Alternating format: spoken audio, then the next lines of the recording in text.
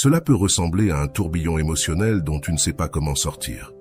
Chaque moment semble être dominé par des souvenirs, des attentes et une multitude de questions. Que pense-t-il? Pourquoi ne m'écrit-il pas? Est-ce que je compte pour lui? Mais ce schéma mental ne surgit pas de nulle part. C'est ici que tu dois faire une pause pour réfléchir à ce qui se passe réellement en toi. Selon Rolando, les pensées auxquelles nous nous accrochons sont le reflet de besoins émotionnels non satisfaits ou d'attentes que nous avons placés sur les autres, plutôt que sur nous-mêmes. Et cela change tout, car cela implique que le problème et la solution commencent en toi. D'abord, tu dois reconnaître que penser trop à quelqu'un n'est pas toujours lié à l'amour, comme on a tendance à le croire. Cela peut avoir des racines dans l'anxiété, l'insécurité ou même dans des schémas d'attachement que nous avons développés depuis l'enfance. Selon John Bowlby, créateur de la théorie de l'attachement, les liens précoces influencent la manière dont nous recherchons la sécurité émotionnelle dans nos relations adultes.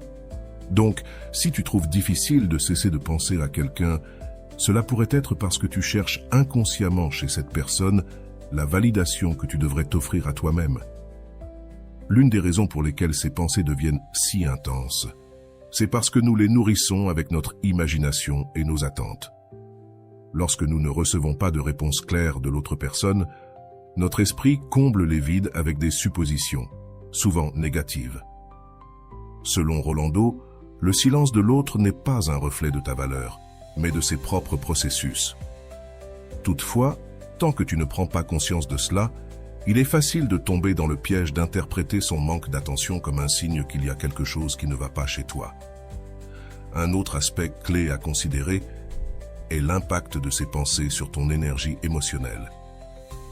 En te concentrant trop sur quelqu'un d'autre, tu finis par négliger ta propre vie. Tu deviens réactif à ses actions au lieu d'être proactif avec tes propres objectifs et ton bien-être. Selon Carl Jung, ce que nous projetons sur les autres est ce que nous ne voulons pas affronter en nous-mêmes. Alors, chaque fois que tu penses à lui, demande-toi « Quelle émotion suis-je en train d'éviter en me concentrant autant sur cette personne ?» La bonne nouvelle, c'est que briser ce cycle n'est pas seulement possible, mais c'est aussi l'une des plus grandes opportunités de croissance émotionnelle. Le premier pas est de reconnaître le schéma et de décider si tu veux le changer. Selon Rolando, la libération commence lorsque tu te demandes quelle partie de cette pensée constante est réellement de ta responsabilité. Cette question te permet de séparer ce qui t'appartient de ce qui appartient à l'autre personne, te libérant ainsi de charges inutiles. De plus, il est important de rediriger ton énergie vers toi-même. Cela ne signifie pas ignorer tes émotions, mais les affronter avec courage. Une technique que Rolando recommande est de tenir un journal émotionnel où tu notes chaque fois que tu ressens le besoin de penser à cette personne. Demande-toi, que ressens-je à ce moment? De quoi ai-je réellement besoin? Cet exercice ne t'aide pas seulement à mieux te comprendre, mais interrompt également le cycle des pensées obsessionnelles. Un autre pas important consiste à combler les vides émotionnels avec des activités qui te nourrissent vraiment. Souvent, penser trop à quelqu'un est une manière d'éviter la solitude ou l'ennui. Selon Psychology Today, l'esprit a besoin de stimuli positifs pour détourner son attention des schémas négatifs. Trouve des passe-temps, reprends des passions oubliées ou consacre du temps à apprendre quelque chose de nouveau. Ces petits changements ont un impact énorme sur ton état émotionnel. Avant d'aller loin, je te serais reconnaissant si tu mets un j'aime à la vidéo, cela m'aiderait à continuer de diffuser cette philosophie. Si tu n'es pas encore abonné, je te recommande de t'abonner et d'activer la cloche pour ne manquer aucune vidéo. Il est aussi essentiel d'apprendre à poser des limites mentales. Chaque fois que tu remarques que tu penses trop à lui, pratique l'art de te dire « stop ». Selon Rolando, les limites ne sont pas seulement physiques, elles sont aussi mentales. Apprendre à les établir avec tes propres pensées est un acte d'amour-propre. Utilise des affirmations comme « je mérite de me concentrer sur moi » ou « mon énergie est précieuse et je l'investis dans ce qui me fait grandir ». Ces phrases, bien que simples, reprogramment ton esprit vers une approche plus saine. Rappelle-toi que ce processus n'est pas linéaire. Il y aura des jours où tu te sentiras avancé et d'autres où les pensées reviendront avec force. Mais chaque étape compte.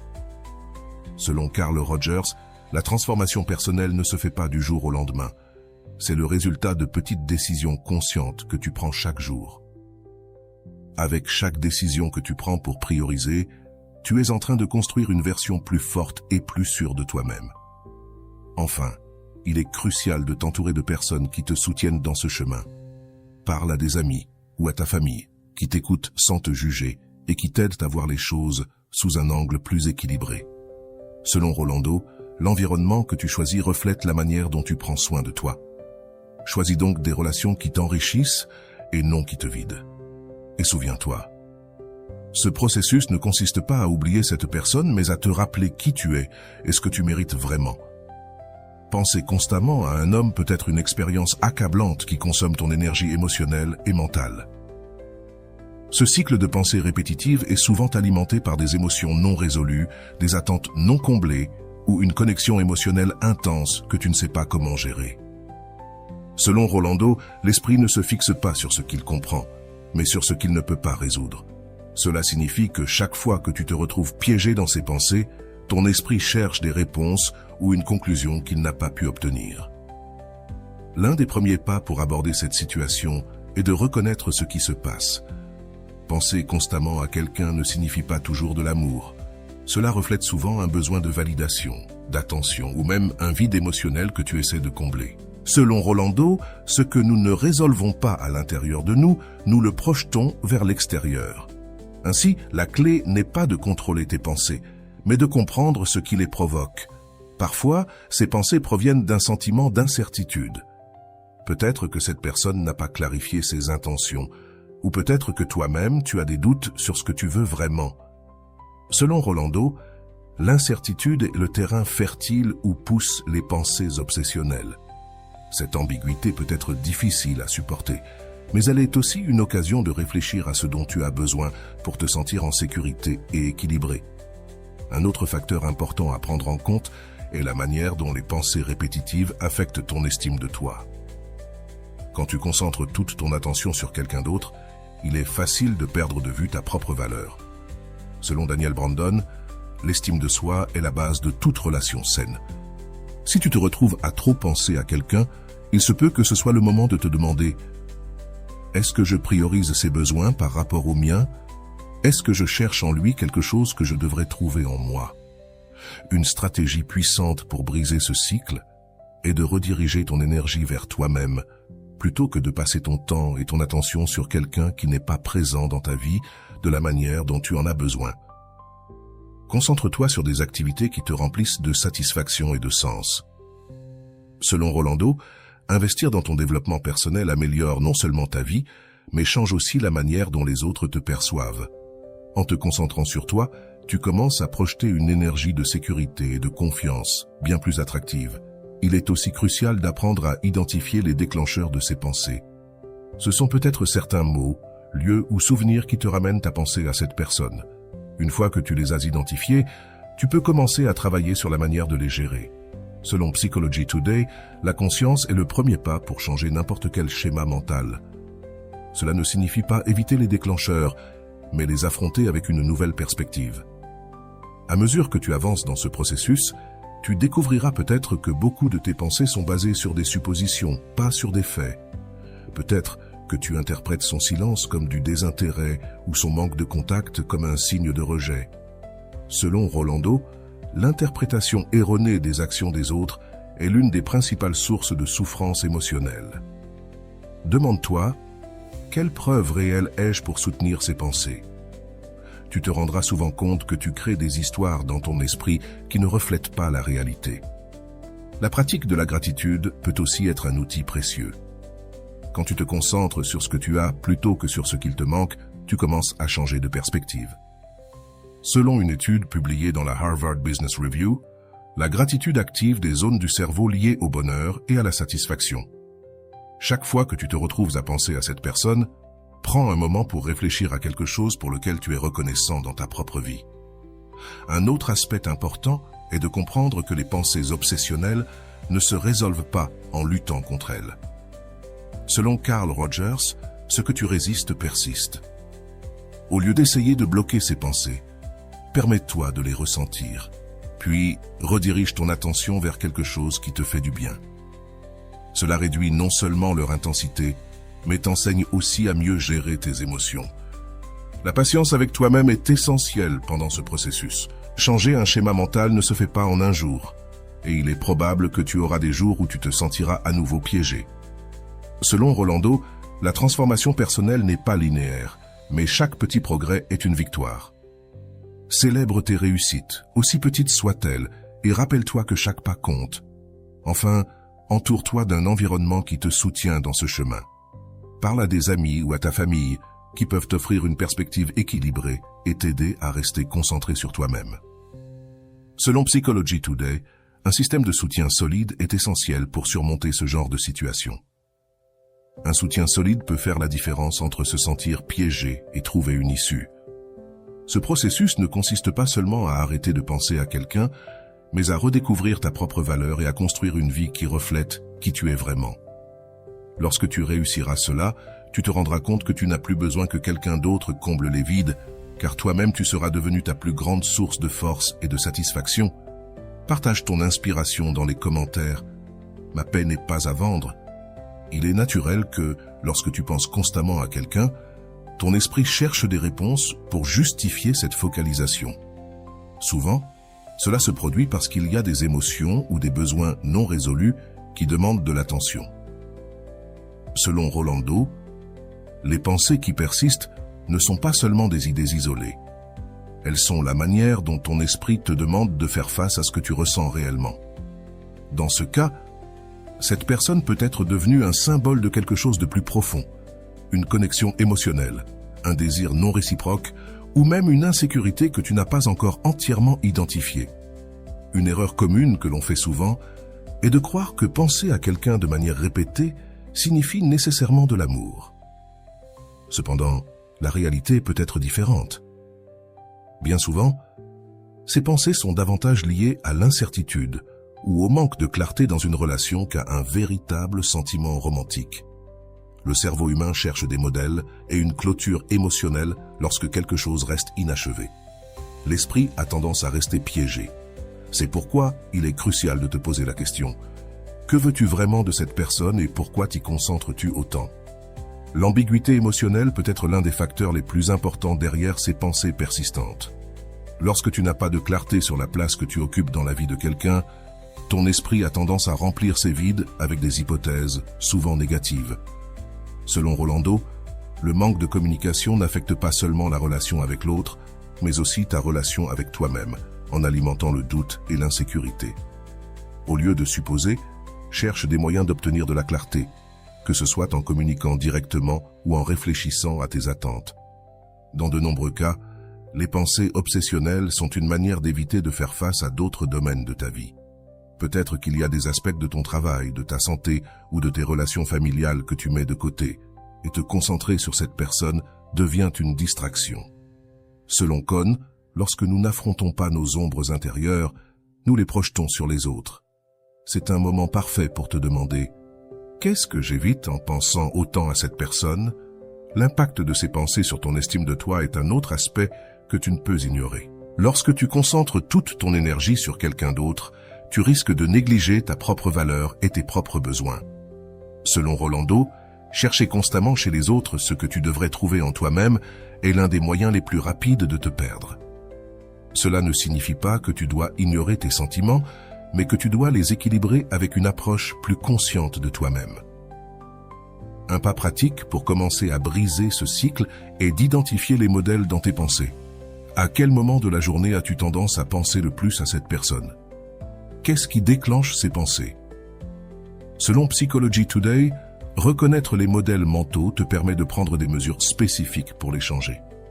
Peut-être que tu découvriras que ces pensées sont plus intenses lorsque tu es seul ou lorsque tu consultes les réseaux sociaux. En identifiant ces moments, tu pourras te préparer à les gérer de manière plus efficace. Un autre exercice puissant est de rediriger ton énergie vers quelque chose qui te passionne. Beaucoup de fois, penser à quelqu'un devient une habitude parce que ton esprit n'a nulle part ailleurs où se concentrer. Selon Rolando, remplir ta vie d'activités qui t'inspirent et te défient est la meilleure manière de remplacer les pensées qui te consomment. Cela pourrait être aussi simple que d'apprendre quelque chose de nouveau ou de consacrer du temps à un projet que tu as toujours voulu démarrer. Il est également important d'apprendre à accepter l'incertitude. Bien souvent, les pensées persistantes surgissent parce que nous voulons des réponses immédiates ou une garantie sur l'avenir. Cependant, la vie offre rarement cette certitude. Selon Carl Rogers, la véritable liberté émotionnelle provient d'accepter que nous ne saurons pas toujours ce qui vient après. Pratique la patience envers toi-même et souviens-toi que tu n'as pas besoin de tout résoudre immédiatement. À mesure que tu travailles sur toi-même, tu remarqueras également que tu commences à poser des limites plus claires, tant avec les autres qu'avec toi-même. Chaque fois que tu te surprends à penser trop à cette personne, fais une pause et demande-toi « Est-ce que cela m'aide ou est-ce que cela me freine ?»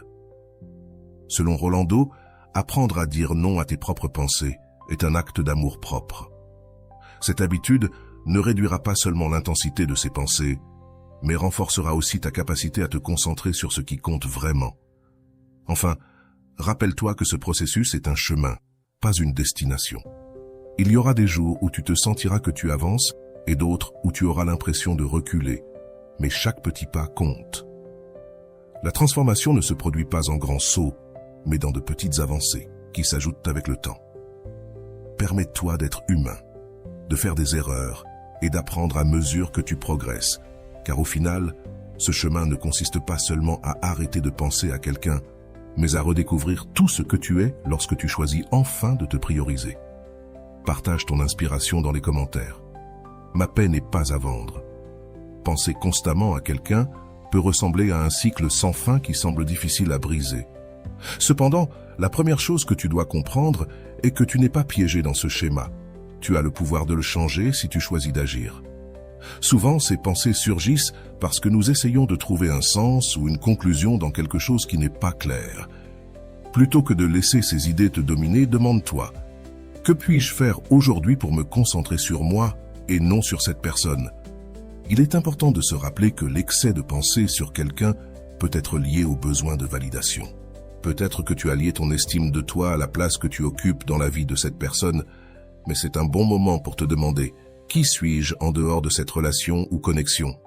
Concentre-toi sur la construction d'une identité qui ne dépende pas de la manière dont les autres te perçoivent, mais de ce que toi, tu crois et valorises à propos de toi-même. Une approche pratique pour gérer ces pensées est de te concentrer sur le moment présent. Bien souvent, penser à quelqu'un provient du fait de raviver le passé ou d'anticiper l'avenir, ce qui te déconnecte de l'ici et maintenant. Pratiquer la pleine conscience peut t'aider à briser ce schéma. Lorsque tu remarques que tes pensées tournent autour de cette personne, ramène ton attention à ce que tu fais à cet instant. Que ce soit travailler, lire ou simplement respirer. La qualité de tes relations avec toi-même influe également sur la manière dont tu gères ces pensées. Demande-toi si tu consacres suffisamment de temps et d'énergie à tes propres intérêts, objectifs et besoins. Si ce n'est pas le cas, c'est le moment idéal pour commencer. Reprendre quelque chose que tu as toujours voulu apprendre ou améliorer peut être une étape importante pour te recentrer sur toi-même. Il est normal de ressentir que ces pensées apparaissent plus fortement lorsque tu es seul ou lorsqu'il y a un silence dans ta vie. Cependant, la solitude n'est pas quelque chose à éviter. C'est plutôt une opportunité pour réfléchir et grandir. Change ta perspective sur la solitude et utilise-la comme un moment pour te connecter avec toi-même. De plus, évitez d'idéaliser la personne en question. Beaucoup de fois, penser trop à quelqu'un vient avec une perception exagérée de ses qualités ou de ce qu'elle représentait dans ta vie. Sois honnête avec toi-même sur qui est réellement cette personne et sur si tu exagères son impact sur ton bonheur. Cela t'aidera à remettre les choses en perspective. Une autre étape fondamentale est de pratiquer l'auto-soin de manière intentionnelle.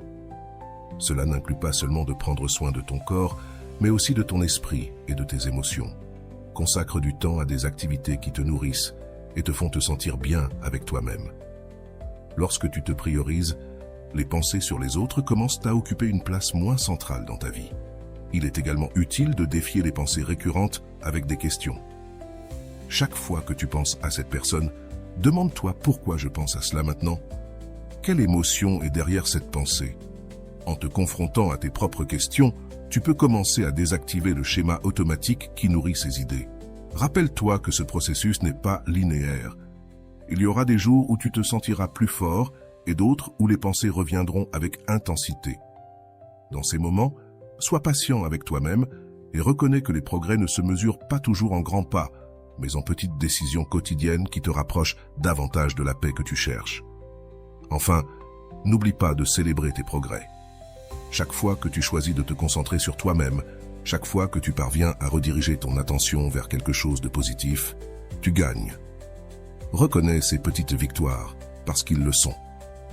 Ce processus est une opportunité pour grandir, pour redécouvrir, et surtout pour rappeler que ta valeur ne dépend de personne d'autre que de toi. Partage ton inspiration dans les commentaires. Ma paix n'est pas en vente. Lorsque tu arrives à l'étape où tu décides de creuser dans le pourquoi de tes pensées constantes envers quelqu'un, tu fais un pas fondamental vers ta propre croissance. Souvent, ces pensées n'ont pas tant à voir avec l'autre personne qu'avec toi-même. Elles sont liées à des émotions non résolues, à des vides que tu n'as pas comblés ou à des attentes que tu as placées sur l'autre. C'est le moment où tu dois regarder à l'intérieur car c'est là que se trouve la clé pour te libérer de ce cycle. D'abord, tu dois accepter qu'il est normal de ressentir ce que tu ressens. Souvent, nous nous punissons pour trop penser à quelqu'un, croyant que cela signifie faiblesse ou dépendance. Cependant, ce qui importe réellement, ce n'est pas le fait que tu penses à cette personne, mais comment tu choisis de gérer ces pensées. Selon Rolando, accepter tes émotions est la première étape pour les transformer. Alors, arrête de lutter contre ce que tu ressens et commence à l'explorer. Une des raisons pour lesquelles ces pensées persistent est que tu cherches des réponses ou une clôture émotionnelle.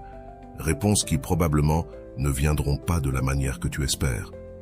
Peut-être que cette personne n'a pas les réponses dont tu as besoin, ou peut-être qu'elle les a, mais ne les partage pas. Dans tous les cas, la solution ne se trouve pas en eux, mais en toi. En prenant le contrôle de ta narration émotionnelle, tu peux commencer à trouver tes propres réponses et ta propre clôture. Il est important de comprendre que ces types de pensées sont souvent alimentés par l'idéalisation. Peut-être que tu vois cette personne comme la solution à tes problèmes, ou comme quelqu'un de parfait qui peut combler tous les vides dans ta vie. Mais la réalité est que personne n'est parfait. Et placer quelqu'un sur un piédestal ne fait que t'éloigner de la vérité. Réfléchis. Vois-tu cette personne telle qu'elle est ou telle que tu voudrais qu'elle soit? C'est une question cruciale qui peut t'aider à changer ta perspective. Un autre pas important est d'apprendre à séparer tes émotions des faits. Souvent, les pensées répétitives sont pleines de suppositions et de conclusions qui ne sont pas basées sur la réalité. Par exemple, tu pourrais interpréter son silence comme un signe de désintérêt, alors qu'en réalité, elle pourrait être en train de gérer quelque chose de complètement indépendant de toi.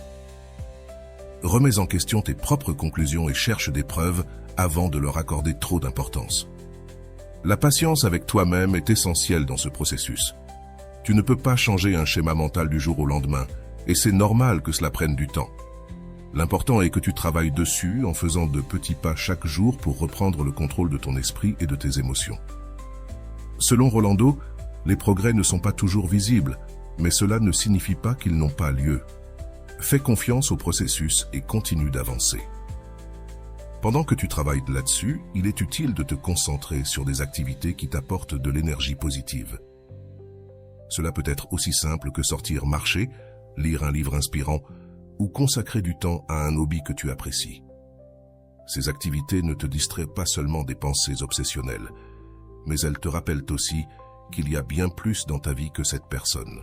Il est également important de t'entourer de personnes qui te soutiennent et t'aident à maintenir une perspective équilibrée. Parler avec des amis ou des membres de la famille qui t'écoutent sans juger peut être incroyablement libérateur. Ils peuvent t'offrir une vision plus objective de la situation et te rappeler ta valeur quand tu l'oublies. À mesure que tu avances, tu commenceras à remarquer des changements subtils dans ta mentalité. Peut-être que les pensées sur cette personne continueront de surgir, mais elles n'auront plus le même pouvoir sur toi. À chaque fois que tu choisis de rediriger ton attention vers quelque chose de positif, tu renforces ta capacité à gérer tes émotions de manière saine. C'est un signe clair que tu récupères ton contrôle. Une stratégie utile pour gérer ses pensées est de pratiquer la gratitude. Plutôt que de te concentrer sur ce qui te manque ou sur ce que tu souhaiterais que cette personne fasse, concentre-toi sur ce que tu as. Remercie pour les choses positives dans ta vie, aussi petites soient-elles.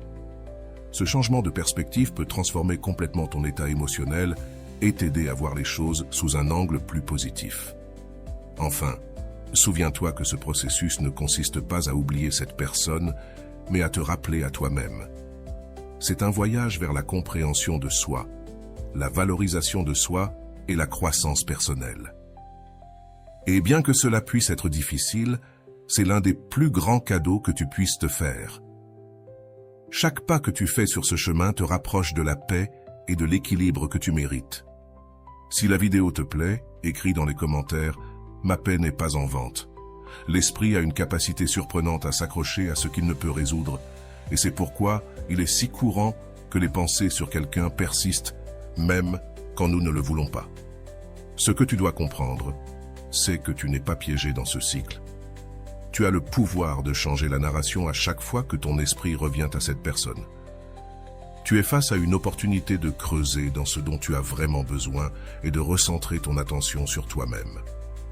Un pas important est de commencer à reconnaître les moments où ton esprit s'active avec ses pensées. C'est souvent à la fin de la journée, quand tu es seul, ou après avoir vu quelque chose qui te rappelle cette personne. Identifier ces schémas est essentiel, car cela te permet d'agir avant que les pensées ne te consument. Par exemple, si tu sais que ces moments de solitude sont les plus difficiles, cherche des activités qui te maintiennent occupé et connecté avec toi-même. Un autre exercice puissant est d'apprendre à remettre en question tes propres pensées. Chaque fois que tu te retrouves à penser à ce que cette personne pourrait être en train de faire ou ressentir, demande-toi, est-ce que cette pensée m'est utile en ce moment? Souvent, tu réalises que non. Et rien qu'en le reconnaissant, tu fais un pas vers la libération. Il est courant qu'en pensant à quelqu'un, nous idéalisons les interactions ou les moments partagés. Cependant, cela peut être trompeur car notre esprit a tendance à se souvenir du positif tout en minimisant les aspects négatifs. Réfléchis. Vois-tu l'image complète de la relation ou seulement les parties que tu souhaites te rappeler?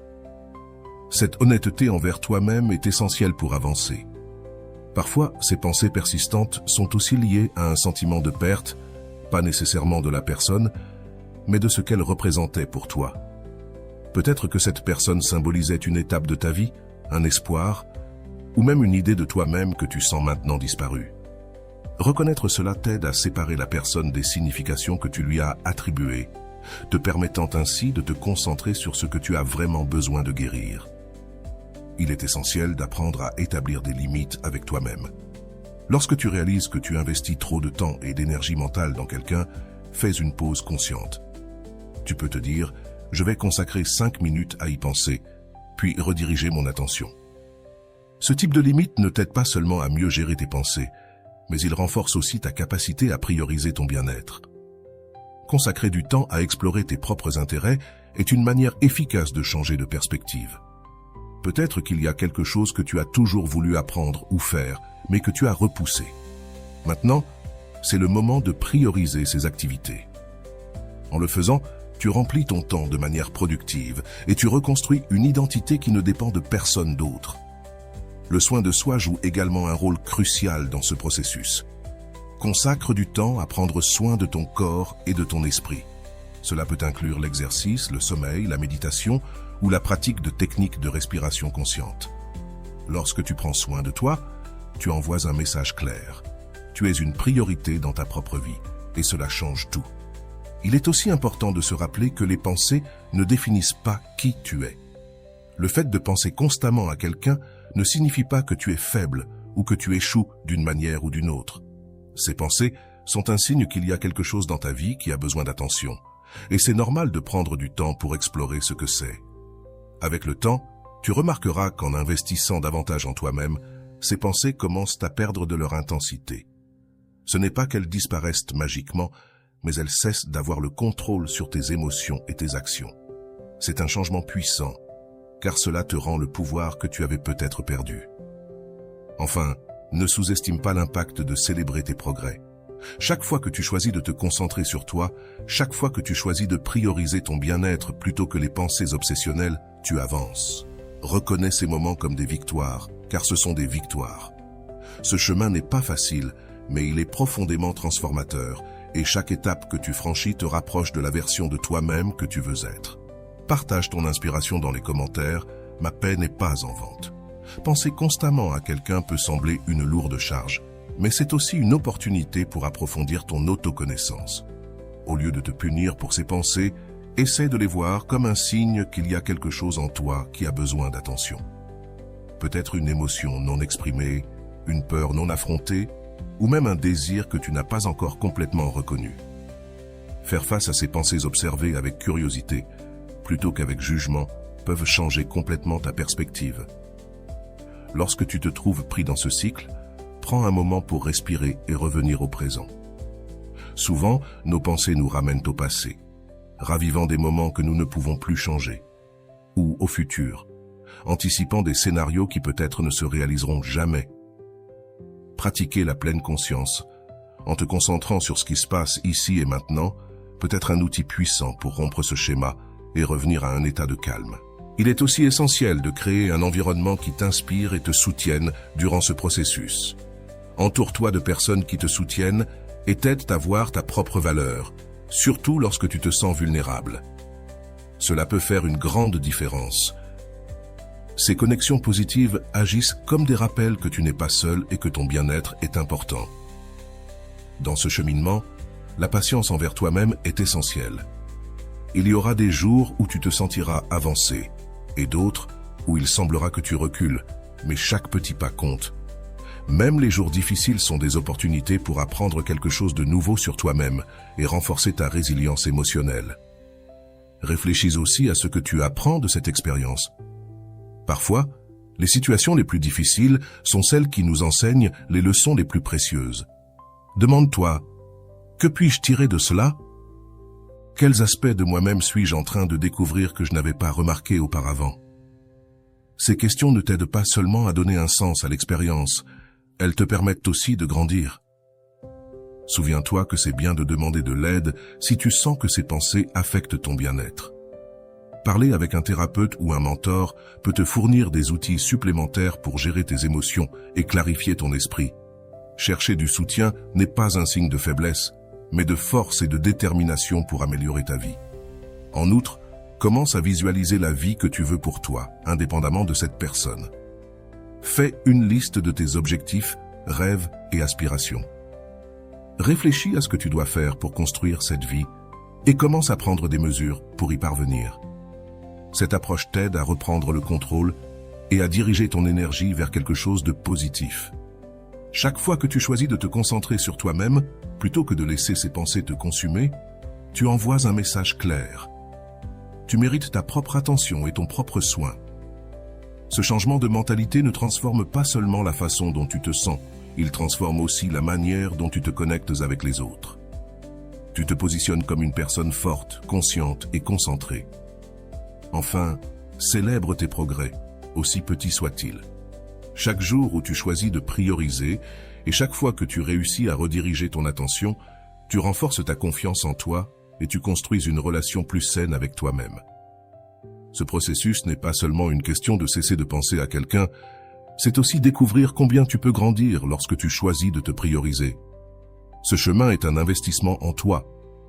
Et bien que cela puisse sembler difficile au début, avec le temps, tu te rendras compte que tout l'effort en vaut la peine.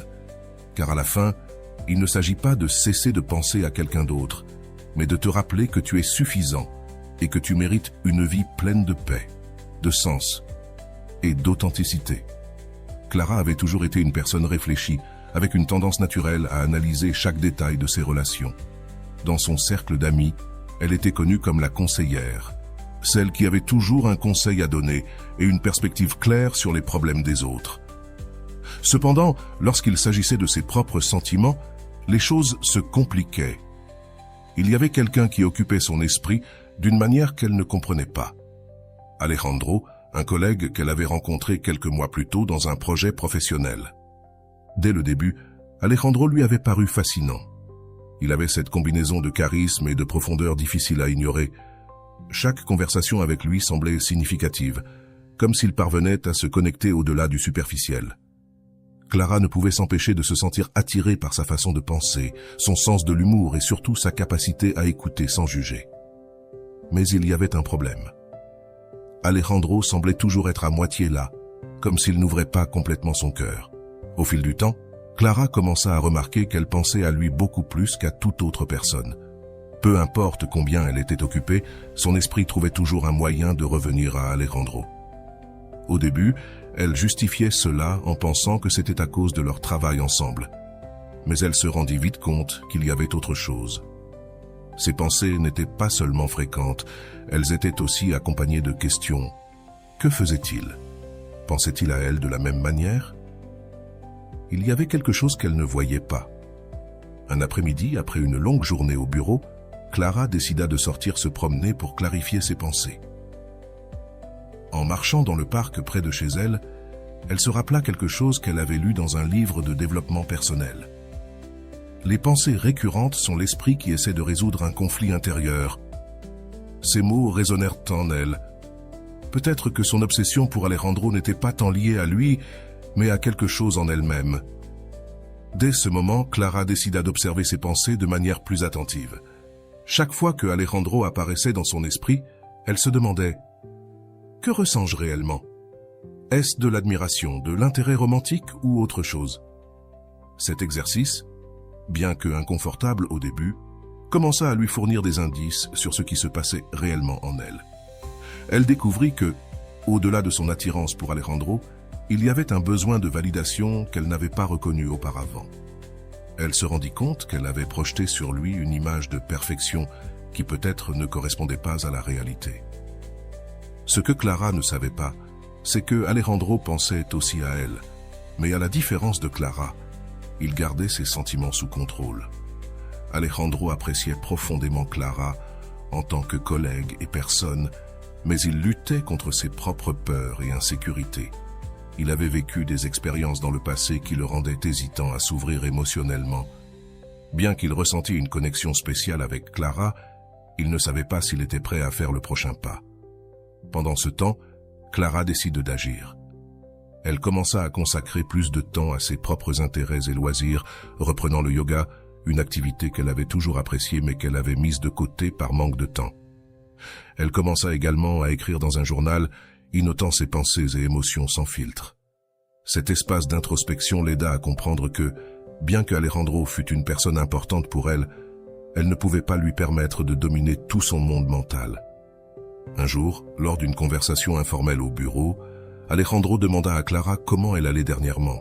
Il avait remarqué un changement en elle, une énergie différente qui l'intriguait. Clara, avec un sourire tranquille, lui répondit qu'elle travaillait sur elle-même, cherchant à trouver plus d'équilibre dans sa vie. Alejandro, surpris par son honnêteté, ressent un élan pour partager quelque chose qu'il avait gardé pour lui. Il lui dit qu'il admirait sa capacité à réfléchir et à grandir, et que cela l'inspirait profondément. Cette conversation marqua un tournant pour eux deux. Bien que ce ne fût ni une déclaration de sentiment, ni un progrès romantique, ce fut un moment de connexion authentique qui leur permit de se voir sous un nouveau jour.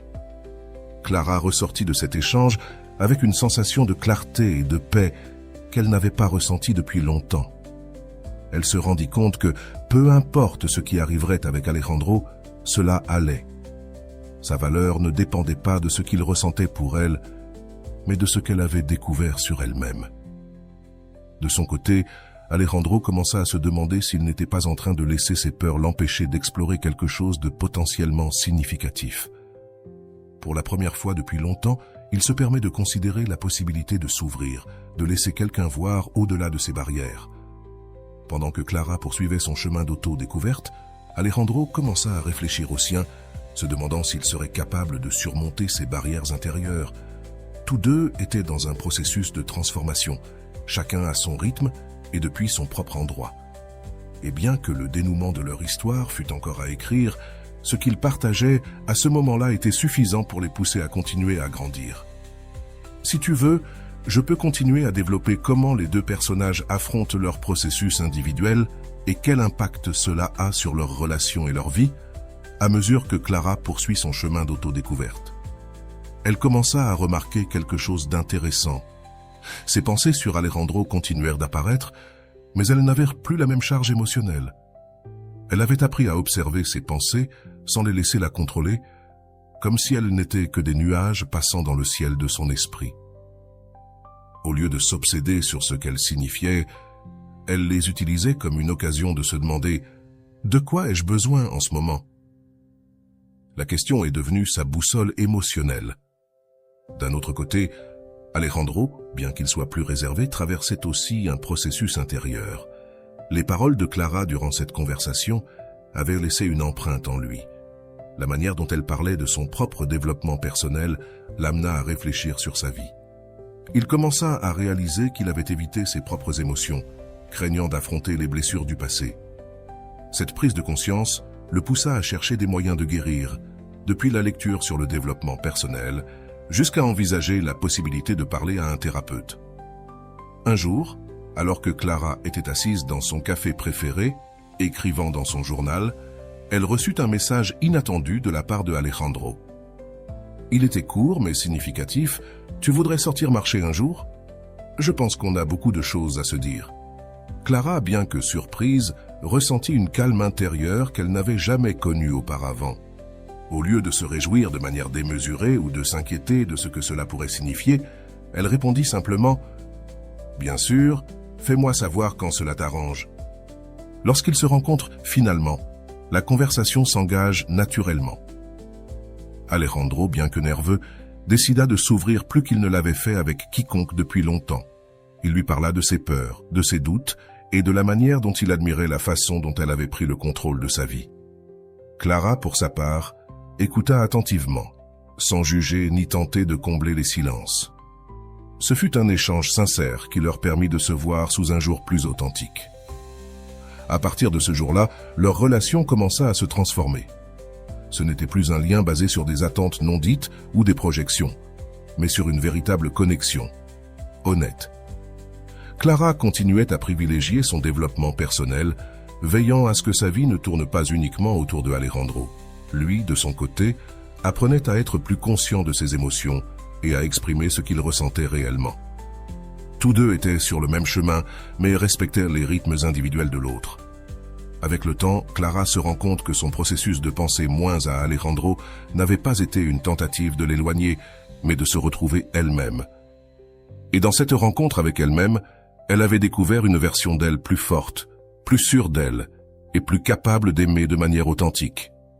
Alejandro, en voyant cette transformation, ne pouvait s'empêcher de se sentir inspiré. L'admiration qu'il ressentait pour Clara ne venait pas seulement de ce qu'elle lui offrait, mais de qui elle était. Cependant, la vie ne suit pas toujours un chemin linéaire, et il le savait. Il y eut des moments de doute, des conversations difficiles et des situations où leurs anciennes peurs tentèrent de refaire surface. Mais chaque fois que cela se produisait, ils se souvenaient de ce qu'ils avaient appris, que le respect mutuel et l'honnêteté étaient la base de toute relation solide. Au lieu de cacher leurs émotions, ils les partageaient. Au lieu de fuir les défis, ils les affrontaient ensemble. La fin de leur histoire ne se résumait pas à un « ils vécurent heureux pour toujours » dans le sens traditionnel, mais à quelque chose de beaucoup plus profond. Chacun avait trouvé chez l'autre non seulement un compagnon, mais un miroir qui reflétait leurs propres forces et zones de croissance. Clara savait que sa vie serait épanouie avec ou sans Alejandro, et cette certitude rendait leur lien si spécial. Alejandro, de son côté, avait découvert que s'ouvrir n'était pas une faiblesse, mais un acte de courage qui lui permettait de construire quelque chose de réel. Un après-midi ensoleillé, alors qu'ils se promenaient ensemble dans le parc où Clara avait l'habitude de réfléchir, Alejandro lui prit la main et lui dit « Merci d'être toi, de m'avoir montré que je n'ai pas besoin d'avoir toutes les réponses pour grandir et que le vrai changement commence quand on décide de se confronter à soi-même. » Clara sourit avec la même calme qu'elle avait cultivée tout au long de son processus et répondit « Et merci à toi de m'avoir rappelé que les connexions authentiques n'ont pas besoin d'être parfaites, juste sincères. » Ce jour-là, bien qu'aucun d'eux ne sache exactement ce que l'avenir leur réservait, ils étaient en paix avec le présent. Et à ce moment-là, ils comprirent que leur histoire, plus que d'être à propos de l'autre, était à propos d'eux-mêmes, du pouvoir de se transformer, de grandir et de construire quelque chose qui naît de l'intérieur. L'histoire de Clara et Alejandro est un reflet de la manière dont les relations, même dans leur complexité, peuvent être une porte vers l'autoconnaissance et la transformation personnelle. D'un point de vue psychologique, nous pouvons observer que les deux personnages ont affronté des processus qui allaient au-delà de la relation qu'ils partageaient.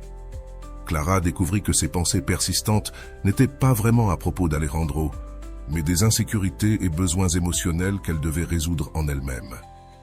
Son chemin vers l'introspection et l'auto-soin lui permettait de redéfinir l'importance d'Alejandro dans sa vie, non pas comme un centre, mais comme une connexion complémentaire à sa propre croissance.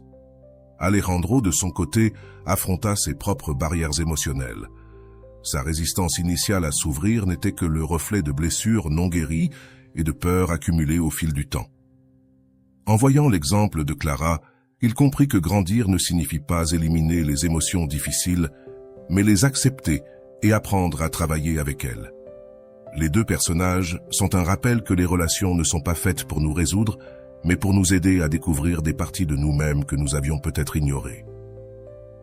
Maintenant, je t'invite à réfléchir à cette histoire sous un angle personnel. T'es-tu déjà retrouvé à penser de manière obsessionnelle à quelqu'un comme Clara? Quelles émotions crois-tu qui se cachent derrière ces pensées? Peux-tu identifier quels aspects de toi-même tu projettes sur l'autre personne? Ces questions ne cherchent pas des réponses rapides, mais t'invitent à explorer plus profondément tes émotions et tes besoins. Que se passerait-il si, au lieu de te concentrer sur changer la relation avec cette personne, tu te concentrais sur améliorer ta relation avec toi-même? C'est un changement de perspective qui pourrait tout changer. D'autre part, si tu t'identifies davantage à Alejandro, demande-toi quelle peur ou expérience passée pourrait bloquer tes connexions présentes. Y a-t-il quelque chose que tu ne t'es pas permis d'exprimer ou de travailler? Qu'est-ce que cela signifierait pour toi de t'ouvrir non seulement aux autres, mais à toi-même? Souviens-toi que la croissance n'est pas une destination finale, mais un processus continu. Quel petit pas pourrais-tu faire aujourd'hui pour commencer ce chemin? Nous voulons savoir ce que toi tu en penses. Quelle partie de cette histoire ou analyse t'a le plus touché? Quelles émotions cela a-t-il éveillé en toi? Comment gérerais-tu des situations similaires dans ta vie? Partage tes pensées dans les commentaires. Tes expériences et réflexions n'enrichissent pas seulement cette conversation, mais peuvent aussi inspirer d'autres personnes qui traversent des processus similaires.